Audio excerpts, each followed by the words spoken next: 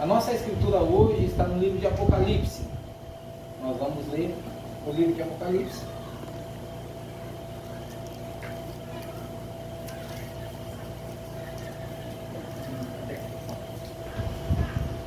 Louvado seja Deus. Eu falei Apocalipse, mas não falei nem o capítulo nem o versículo, né? Apocalipse capítulo 5, verso 7, do 7 ao 10. Louvado seja Deus. Apocalipse capítulo 5, do 7 ao 10. Oh, glória a Deus, aleluia, Jesus.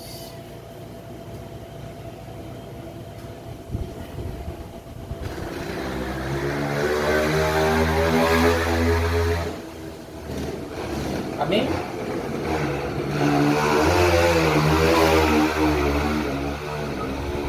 Deixando escapar a pressão, gente. Tem muito disso aqui. Essa vida aqui o pessoal não deixa ela escapar, não. A pressão deles é a pressão da moto, né? Coisa terrível. Apocalipse capítulo 5, verso 7. O último livro da Bíblia.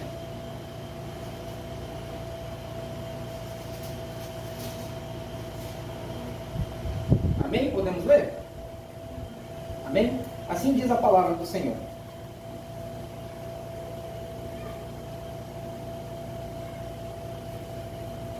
E veio e tomou o livro da destra do que estava sentado no trono. 8.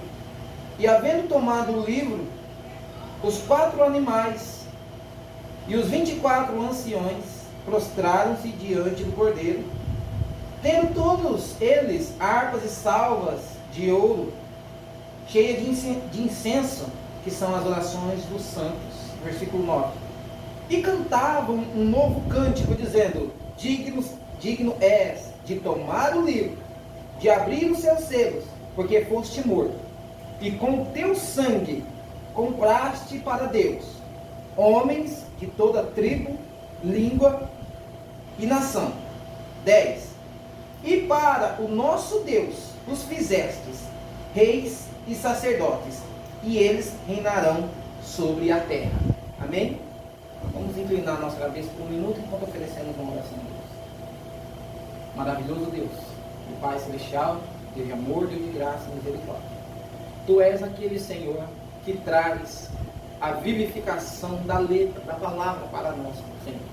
Que neste momento, Pai, todo o mundo, Senhor, toda a preocupação, Senhor, tudo aquilo que é contrário à tua perfeição nesta hora que os seus filhos precisam receber, que possa isso ficar de fora, Pai.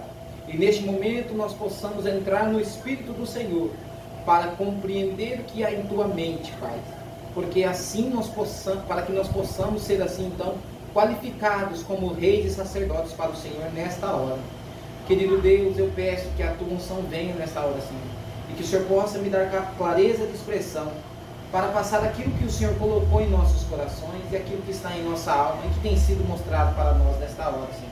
Em nome de Jesus Cristo, Pai, edifica a tua igreja, edifica os teus filhos nessa hora. Eu peço para a tua glória e edificação da tua noiva. Amém. Amém. Amém, irmãos. Louvado seja Deus. Apocalipse é um livro de símbolos, como eu disse, livro de símbolos. E até hoje, muitos teólogos, muitos estudantes, eles perdem anos e anos de suas vidas estudando esse livro para ver se eles conseguem aí alguma coisa para como que eu posso dizer, para se inteirarem do que Deus está dizendo, mas eles fazem isso de uma maneira vangloriada, para mostrar para aquelas pessoas para quem eles vão ministrar que eles são muito inteligentes. Só que nem Apocalipse, nem Gênesis, nem um livro da Escritura você vai conseguir decifrar, vai conseguir a clara expressão do que Deus quer dizer através de estudo mental. Então Deus precisa revelar isso a você. E nós sabemos, pela graça de Deus, que Ele não faz nada sem revelar aos seus servos profetas. E neste último dia Deus tem nos enviado um profeta, no qual Deus atuou, Deus mesmo. para trazer-nos assim a revelação da tua palavra. Então não importa quanto a pessoa estude e o quanto ela possa aprender mentalmente, se o Espírito Santo de Deus não revelar a ela o que ele está fazendo, ela continuará dando voltas e voltas e voltas ali e nunca realmente entenderá do que está sendo dito. Muitas vezes as pessoas pensam que é apenas uma questão de regras, né? Vamos seguir essas regras assim, porque nossa igreja aqui tem essas regras, e é assim que a gente ensina, e é assim. E nunca vai poder ver claramente as coisas como elas são. Por isso precisamos, né? Como disse o irmão Bruno, a igreja precisa se dar conta de quão importante é a revelação na nossa vida. Amém, meus irmãos? Tudo bem, falando de Apocalipse. Vimos que aqui, esse cordeiro que nos comprou em seu sangue, ele nos fez reis e sacerdote para Deus. Ele nos fez reis e sacerdote para o Pai. Então, isso é muito difícil para um sistema unicista entender. Porque se fosse da maneira unicista, tinha que ser assim. E ele comprou e fez rei e sacerdote para si mesmo. Mas não diz que ele fez rei e sacerdote para si mesmo. Ele fez reis e sacerdote para o seu Pai. Então veja, qual foi o propósito de Deus de enviar esse cordeiro para redimir esse povo? Ele redimiu povos de todas as gentes, de todos os lugares, povos, línguas e nações, como nós lemos. E ele redimiu, mas como que ele redimiu? Através do sangue, certo? Agora existe um propósito. Então olha que coisa interessante. Primeiro, João, quando ele chegou lá no céu, quando ele viu essa visão, se você pegar a escritura aí, alguns capítulos antes, você vai ver que João chegou ali e havia na mão daquele que estava sentado no trono um livro selado com 7 selos. Era o livro da redenção. E João começa a olhar para todos os lados em sua visão profética, e ele olha no céu e não tinha ninguém. Nem um anjo, nem um arcanjo, nem um querubim que pudesse nem olhar para o livro, quanto mais abrir os seus selos. Então ele foi para a terra, na sua visão profética, e ali ele começou a olhar para ver se alguém era digno. Nem Jó, nem Moisés, nem Papa, nem pastor, nem ministro, nem presbítero, nada, nem um homem, nada no céu nem na terra, ninguém era digno.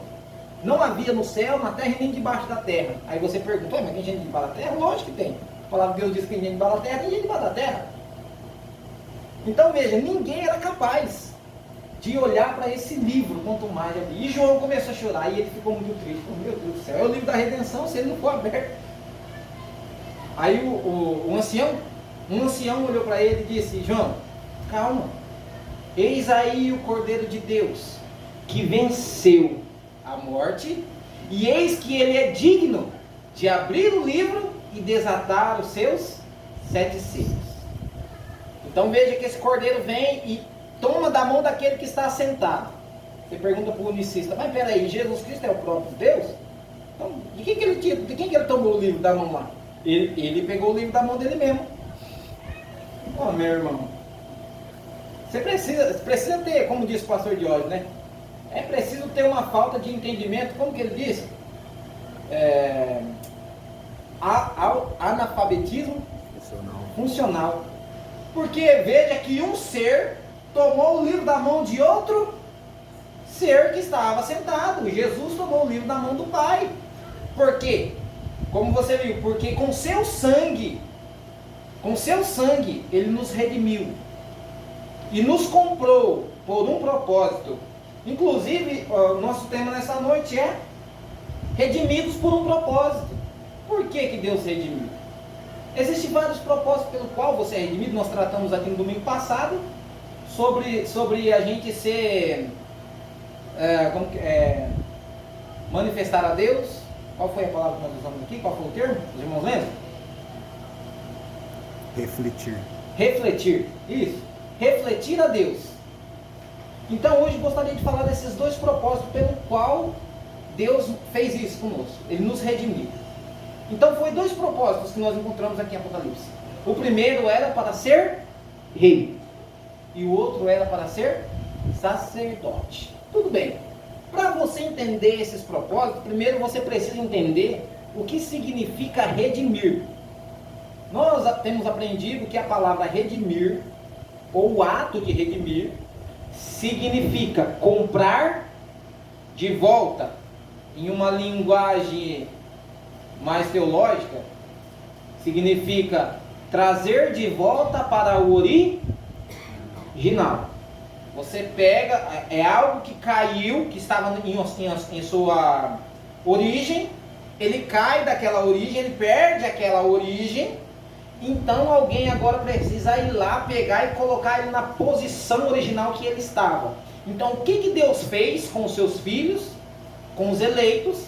Porque se não é eleito, não estava na posição original, não pode ir para lá nunca. Ele nunca esteve naquela posição.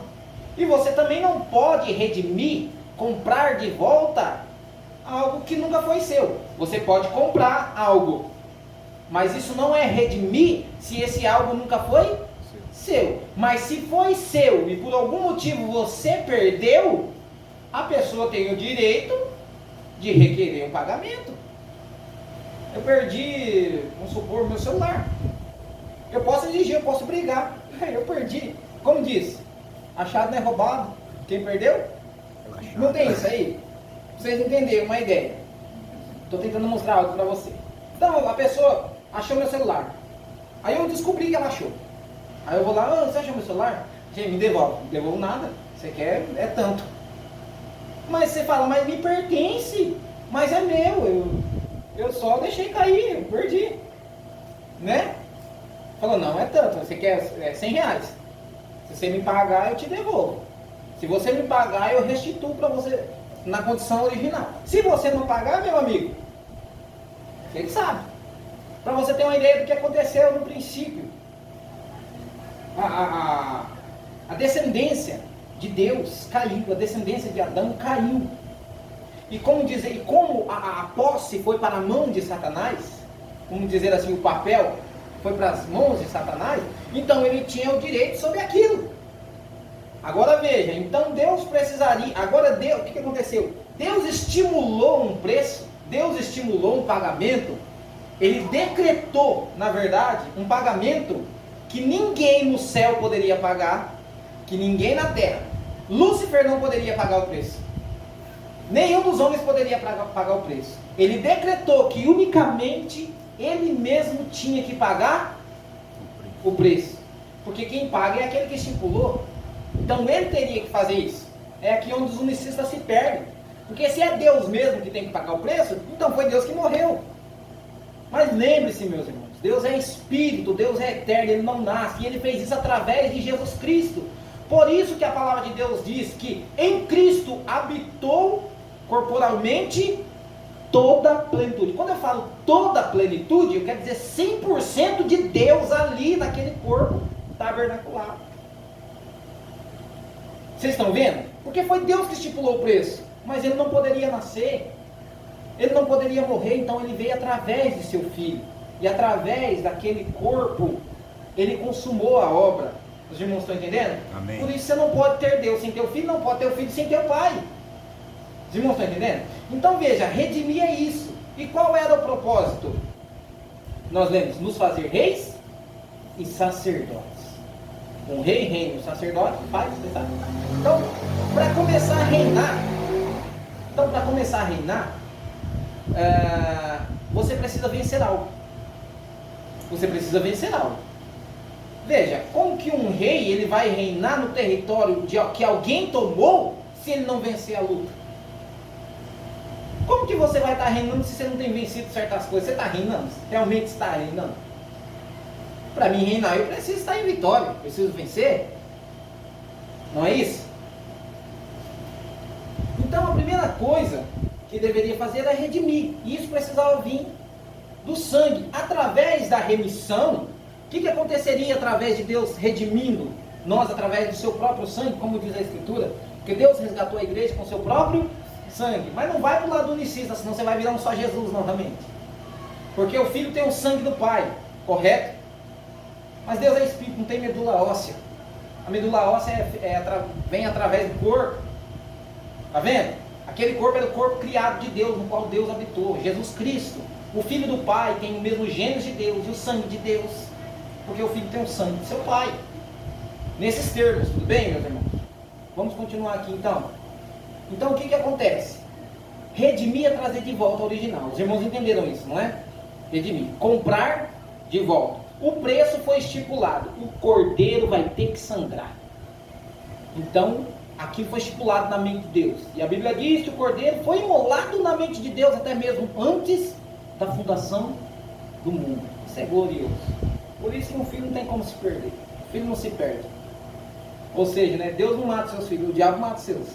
Mas Deus não mata os seus, eles não se perdem. Então, quando Satanás estava com aquele papel na mão, então ele tinha o direito sobre esses que haviam caído da graça, haviam se perdido.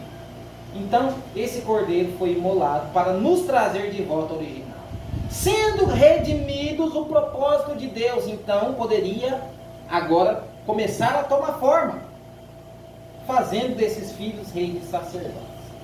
Agora, para ser redimido, tem uma outra coisa que a gente precisa tomar conhecimento. Para ser redimido, havia uma lei pela qual todo homem deveria passar. Pelo menos o povo de Israel, ali, eles achavam que isso era só para eles, que a lei era para eles. E as bênçãos de Deus viriam através daquela lei. E essa lei foi instituída por Deus realmente. E essa lei que dominava o homem, essa lei era o marido do homem. Veja. Então, o que acontece? Para você ser noivo, para você ser esposa do cordeiro, você não pode ter um marido. Então, nos dias do Senhor Jesus Cristo, ele vem, redime esse povo, para que eles possam ser de Jesus. Porque eles não poderiam ser noiva de Cristo.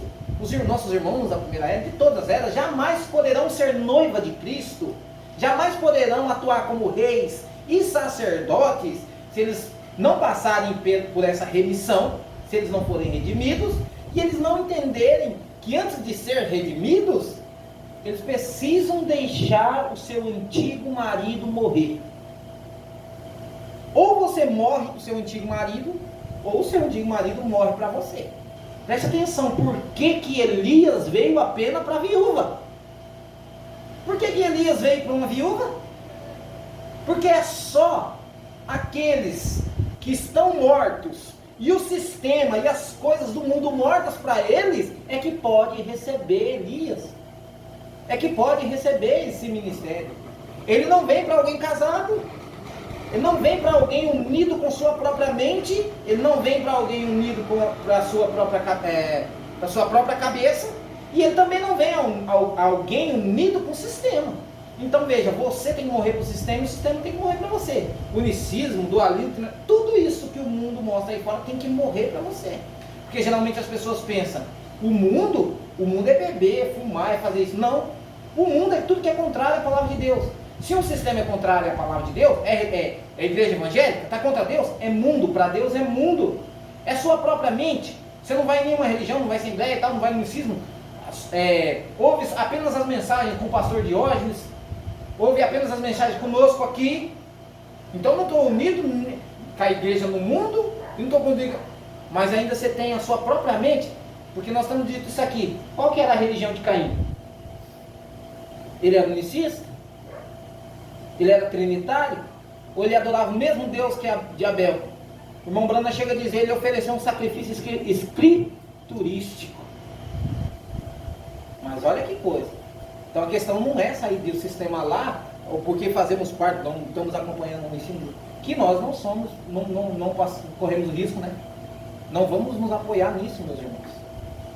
Então vamos entender isso. Nós precisamos então primeiro largar do nosso antigo marido. Qual era o nosso antigo marido? A lei. Vamos ler isso, meus irmãos? No livro de Romanos, capítulo 7. Eu peço que os irmãos tenham um pouquinho de paciência comigo, porque eu quero que isso seja um estudo um pouco didático. Romanos capítulo 7. Louvado seja Deus.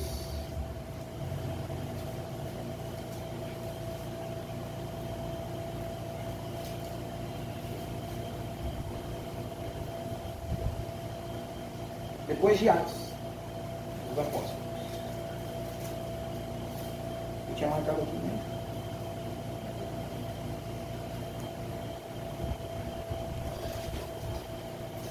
Romanos, capítulo 7. Amém?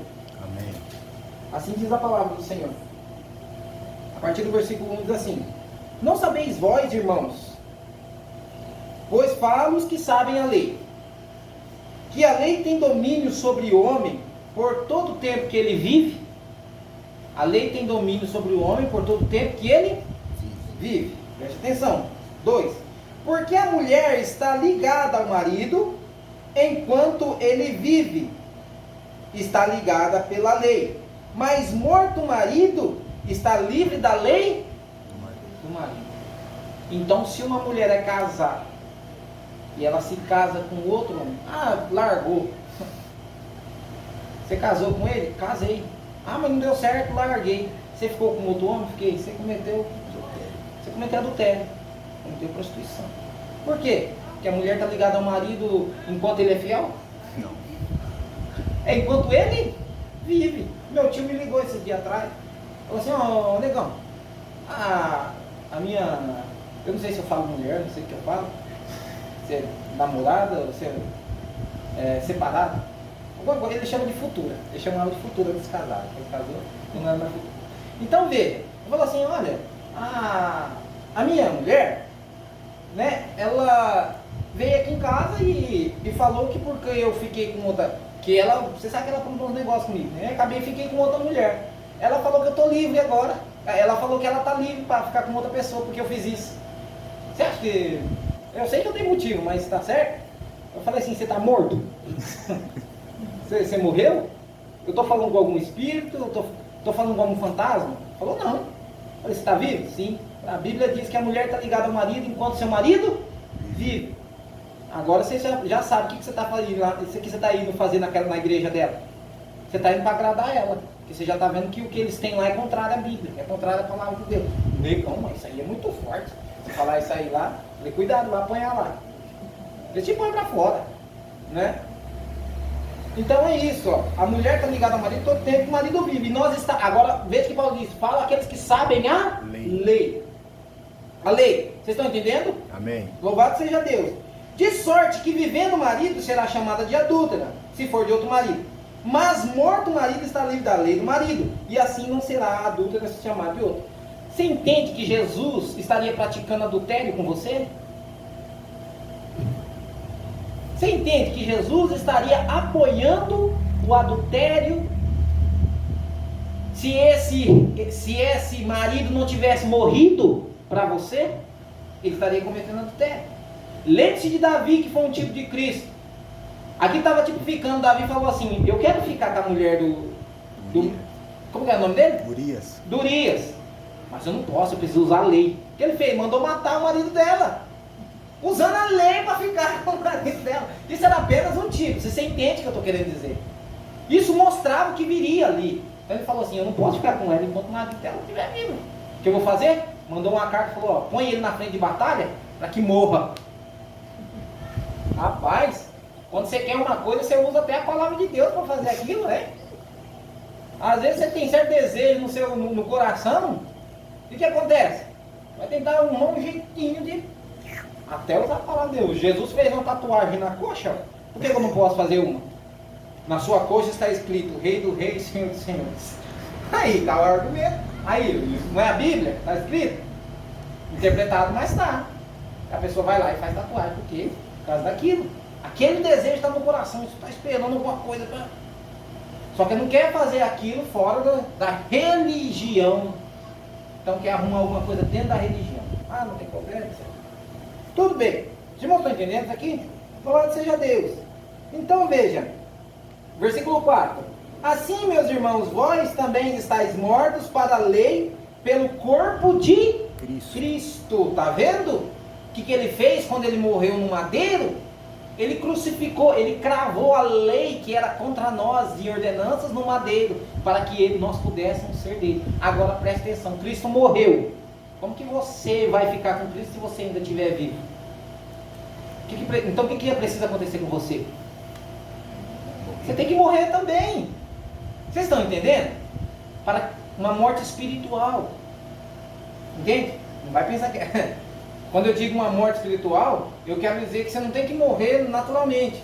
Mas morrer, porque o Espírito fala da mente, fala da compreensão. Você tem que morrer para a sua compreensão carnal. Amém, meus irmãos? Versículo 5. Porque quando estávamos na carne, nas paixões dos pecados, que são pela lei, obravam em nossos membros para darem frutos para a morte. Mas agora, estando livres da lei, pois morremos para aquilo que estávamos presos, para que sirvamos em novidade de espírito, e não na velhice da lei. Então veja, nós morremos para aquilo que nos prendia. O que nos prendia? A lei. Morremos para a lei para poder viver com Cristo. Os irmãos estão entendendo isso? Amém. Agora isso foi dito para a lei, lá a lei de Moisés. Só que existem outras coisas, existem, como que eu posso dizer assim, procedimentos nossos, que muitas vezes não tem a ver com a lei lá, mas ainda é inimizade contra Deus. Não é porque você, eu agora estou na graça, estou na lei, e tem certas coisas que você faz, que você pensa, que não é diferente daquilo. Lembre que o Senhor Jesus Cristo veio naquele dia para fazer isso. Agora lembre, todo o Novo Testamento fala desta hora. Deus viria mais uma vez nesse tempo para fazer com que você morra. Nós vamos entender isso. Vamos lá, meus irmãos, Colossenses, capítulo 3, verso 3. Nós vamos fazer um pouquinho, como eu falei aqui, um estudo didático. Nós estamos falando sobre ser rei e sacerdote. Precisamos ser redimidos. Para ser redimido, você precisa morrer para o seu marido, ou seu marido morrer para você. Senão você não pode ser de outro. Não tem como ser de Cristo vivendo ainda para as coisas do mundo. Amém? Vamos lá. É isso aí. Colossenses 3, 3. E logo em seguida nós já vamos direto para o livro de 1 Pedro.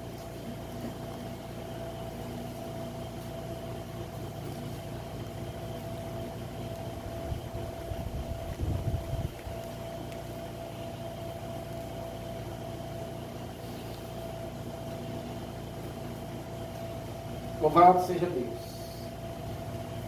Colossenses 3, 3. Eu vou lendo aqui para a gente ganhar tempo. Assim diz a palavra do Senhor. Porque já estáis mortos. Está falando daqueles que receberam a graça, a misericórdia. Aqueles que ouviram o Evangelho da salvação e creram. Está sendo dito para eles, porque já estáis mortos e a vossa vida está escondida com Cristo em Deus. Já estáis mortos, você morreu com Ele também lá. E a vossa vida está escondida em Cristo. É isso? Amém? Agora, se você morreu, se você está morto, então você está livre da lei do marido. Porque nós precisávamos ser livres. Nós precisávamos ser livres. Uma pessoa livre é livre de tudo. Você tem que ser livre dos seus próprios desejos, dos seus próprios pensamentos. Você tem que ser livre de todo o sistema humano, de todo o sistema psicológico, de todo o sistema denominacional. Você tem que ser livre de tudo isso. Quando você lembra disso, quando você é livre de tudo isso, quer dizer que vós estáis mortos, a vossa vida está escondida em Cristo. Então você entende porque eu disse que Elias veio apenas para a viúva.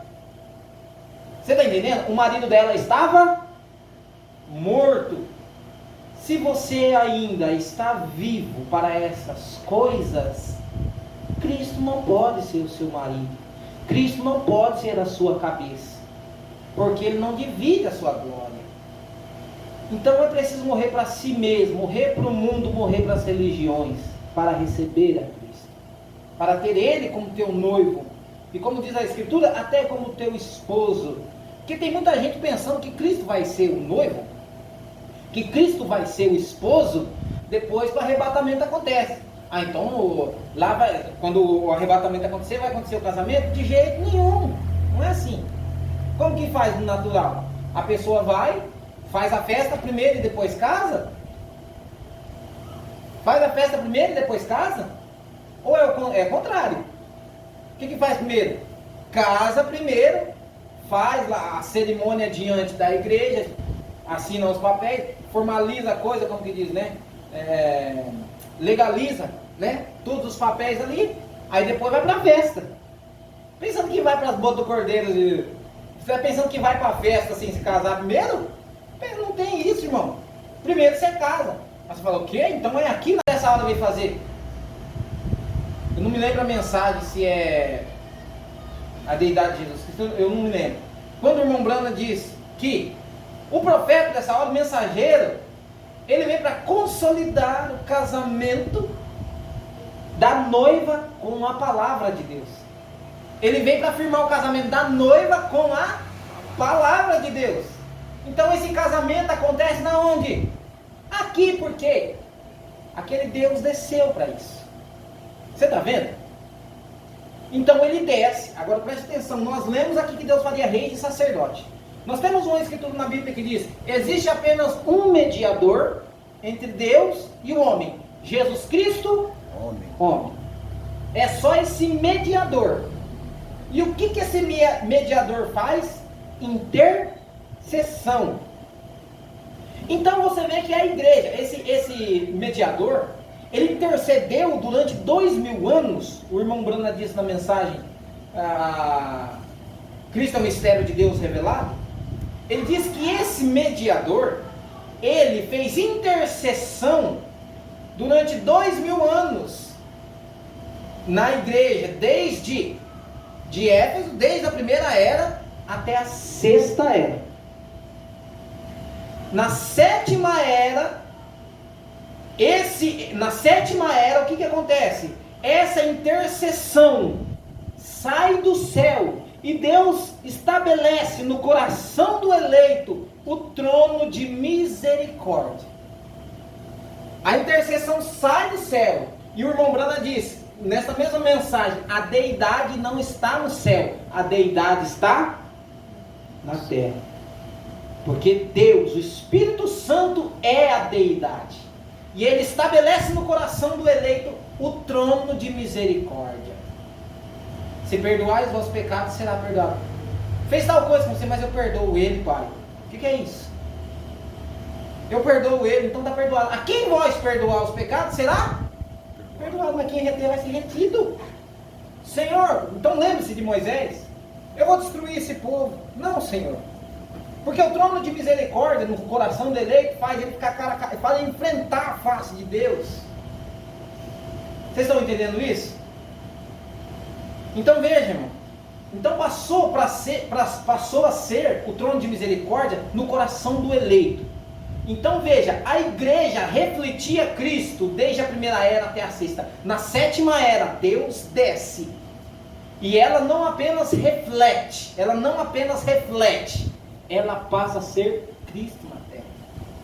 Porque o Espírito e a noiva dizem, a voz dela é a voz dele. Ela fala no lugar dele. Ela se torna ele. Você e Cristo se torna um. Porque Deus está aqui nos seus eleitos, nos seus filhos, para fazerem isso. E neste mesmo tempo, o que acontece? O cavaleiro passa para o cavalo baio, e ali começa então toda a mistura de tudo, mundo, religião, começa a tomar conta. Aí você começa, meu Deus, aqui essas pandemias, que coisa terrível. O céu foi aberto na terra, estabelecido no coração do eleito, e o inferno foi aberto na terra, estabelecido no coração dos filhos de Satanás.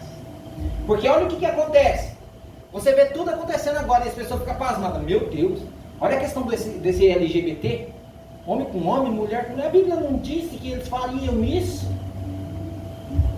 E você fica abismado com o procedimento de certos filhos, de certos pais. Você fica abismado, irmãos, como que as coisas estão acontecendo nas ruas. Doença, morte. Temos ouvido rumores de guerras. Nós temos a questão da Ucrânia agora, quase sendo invadida ali pelo presidente russo. Estados Unidos já se armando ali do lado, uma tensão de guerra, a coisa pronta para explodir, enquanto tem muitas outras coisas já acontecendo por aí. Por que isso está acontecendo? Não fica abismado, porque aquele cavaleiro está agindo agora. Aquele sétimo cavaleiro está agindo agora. Mas os filhos de Deus estão atentos a isso, a todas estas coisas, né? O Concílio Mundial de Igreja se formando, todas essas coisas. Mas para os filhos de Deus, para os eleitos, o trono da intercessão veio para eles. O céu desceu à terra através do Espírito Santo. A parousia do Senhor está aqui nesta hora. Os seus filhos nesta hora. Nós estamos olhando para isso. Então você vê, existe um mediador entre Deus e o homem, e havia essa mediação. Agora, tudo que aconteceu com o Filho de Deus, tem que acontecer com os filhos de Deus. Tem que acontecer da mesma maneira. Se ele intercedeu, todo